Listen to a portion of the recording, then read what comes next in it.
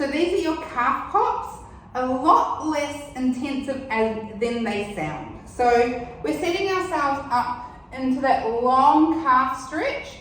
So we want to make sure we've got our feet on those beautiful train tracks. They're really nice and even, so where this foot isn't dropping in or dropping out, everything is nice and parallel. We bend into that front knee to find our stretch, and then we lift up through the heel to release, and then we drop down to come back into that stretch.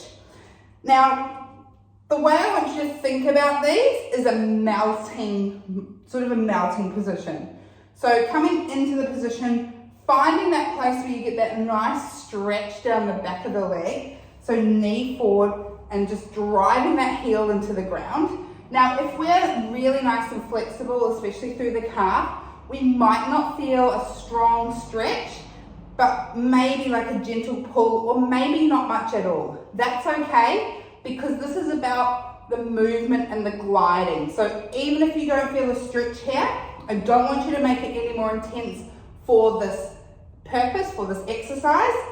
What we're going to do is we're going to come into this position. We're going to check to make sure our feet are parallel completely, that our knee is driving over our toe, and we're thinking about pushing that back heel down into the floor.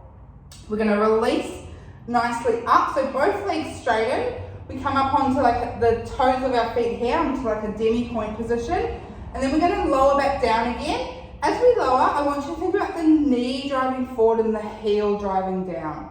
So we're looking for length between each of them. So it's a really nice gliding, melting moment in that position, and then we rise back up again.